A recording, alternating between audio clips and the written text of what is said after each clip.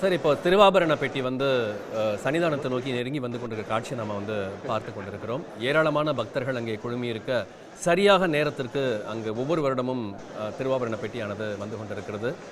மக்களுடைய சரண கோஷங்களுக்கு இடையே அந்த திருவாபரண பெட்டி நீந்தி வரக்கூடிய காட்சியை நாம் இப்போது பார்த்து கொண்டிருக்கிறோம். ஐயா புஷ்பனம் ஐயா, குருசாமியை பற்றி நம்ம வந்து பேசணும். குருசாமியை பற்றி சாமி குருசாமி முடியேத்தி வைத்தாரையா, சாதி சனம் யாவும் வழிபார்த்து நின்றோமையா, எப்பவும் நெனப்பு என்ன வேணும் பக்தனுக்கு, அம்மா அவர் அங்கே அவர் பாசம் விட்டோமையா, குடும்பம் ஒரு கதம்பம் அதை தூர விட்டோமையா, பகவான் என்றபடி நெய்யேந்தி வந்தோமையா, சரணம் ஐயா சரணமே, சரணம் சாமி சரணம் ஐயப்பா, சரணம் சரணம் ஐயப்பா,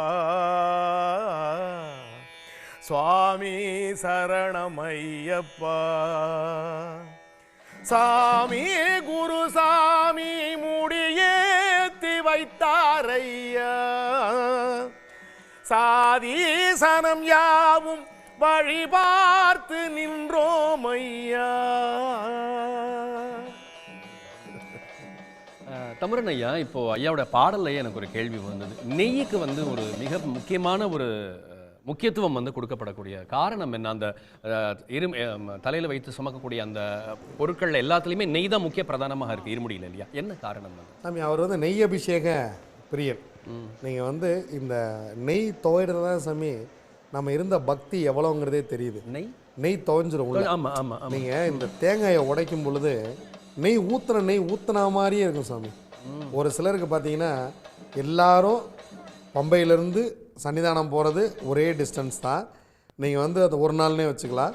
இந்த பம்பை நீங்கள் வந்து வீட்டில் ஊற்றிக்கிட்டு போன நெய் சுவாமி தரிசனத்துக்கு பின்பும் நெய்யாகவே இருப்பது. கண்ணீர் விடுறதுன்னு சொல்லுவோம், தேங்காய் கண்ணீர் விடுதுன்னு சொல்லுவோம்.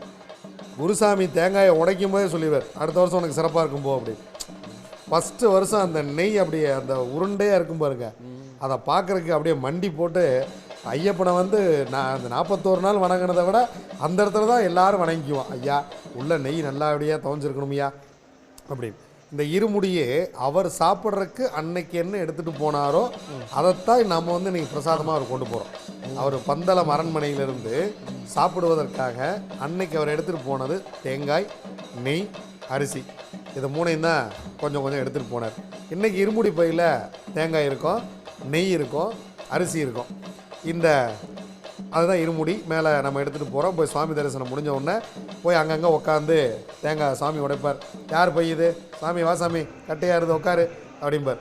அந்த உட்காரும்போது தான் நான் எந்த அளவுக்கு நான் பக்தியாக இருந்தேன், என்னுடைய அடுத்த ஆண்டு எப்படி இருக்க போகிறது அந்த ஒரு நம்பிக்கை வருமா இருக்குது அந்த இடத்துல. தேங்காயை உடைக்கும் பொழுது நெய் அப்படியே உருண்டையாக கீழே விழுகாது, அப்படியே உருண்டையாக பாதி தேங்காயில் நிற்கும்.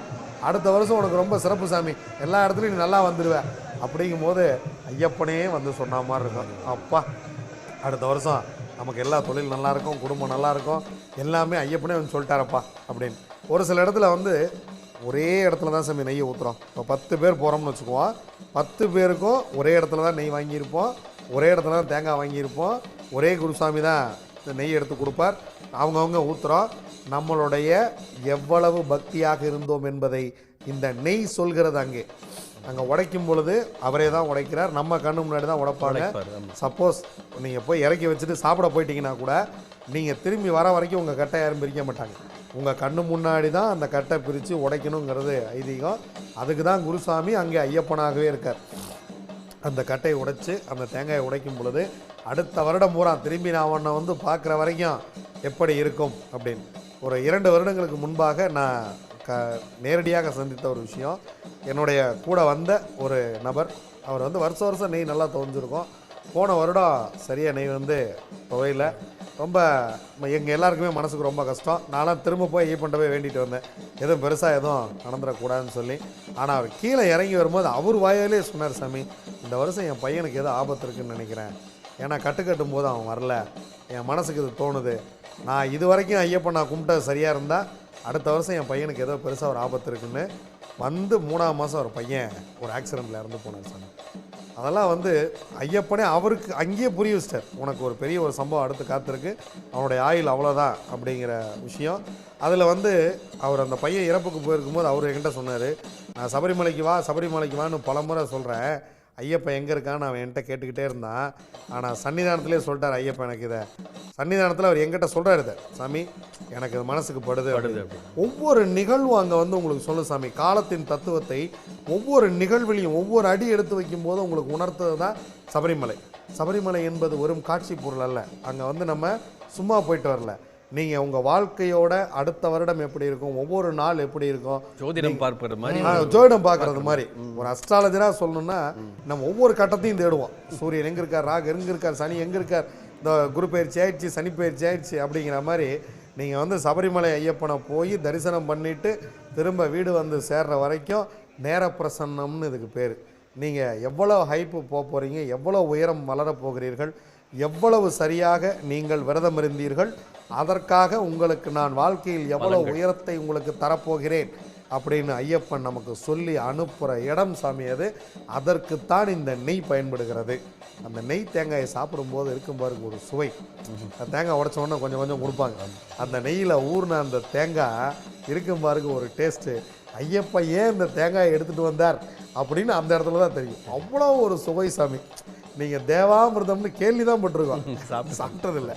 ஆனால் அந்த தேவாமிர்தத்தையே சாப்பிட்டா எப்படி இருக்குமோ அந்த மாதிரி இருக்கும் அந்த நெய் தேங்காய். அந்த நெய்யும் தேங்காயும் கலந்து அதை வீட்டுக்கெலாம் கொஞ்சம் எடுத்துகிட்டு வந்து கொடுப்போம். ஒரு மூடி அங்கேயே எரியறதுக்கு போட்டுருவோம். ஒரு மூடி எடுத்துகிட்டு வந்து நான் குழந்தைங்களுக்குலாம் கொடுத்துருக்கேன். குருசாமி சொல்வார், அந்த மாதிரிலாம் கூட எடுத்துகிட்டு போகாதீங்க சாமி, எல்லாம் தீயில போட்டிருங்க அப்படிம்பாரு. இல்லை, யான் பெற்ற இன்பம் பெருக வையகமும், அது வண்டியில் போகும்போது திரும்ப கிடைக்குமான்னு தெரியாது.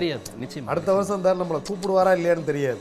அடுத்த வருஷம் நம்ம இருப்போமா இருக்க மாட்டோமா, அவர் நம்மளை கூப்பிடுவாரா மாட்டாரா அப்படின்னு தெரியாது. இப்போ வீட்டில் ஒரு பெரிய காரியம் நடந்துருச்சுன்னா அடுத்த வருஷம் நம்ம போக முடியாது. நம்ம தாத்தா பங்காளிகள் வகையில் ஏதாவது நடந்துட்டா போக முடியாது. அப்போ எப்போ அவர் நம்மளை கூப்பிடுவார் மாட்டாருன்னு தெரியாது. இருக்கும் பொழுதே அவரை முழுமையாக அனுபவித்து விட வேண்டும். அந்த ஆனந்த ஜோதியை, ஹரிகர சுதனை, குளத்துப்புலை பாலகனை, ஐயன் ஐயப்பனை அந்த ஒரு நிமிடம் அப்படி அனுபவிச்சுட்டு வந்துடணும். அப்பா நீ தான்ப்பா அப்படின்னு அப்படி அதை அனுபவிச்சுட்டு வந்துட்டீங்கன்னு வச்சுங்களேன், பாரத மேல அவ்வளோதான். உடனுக்குடன் செய்திகளை தெரிந்து கொள்ள சன் நியூஸ் பெல் ஐகானை கிளிக் பண்ணுங்க.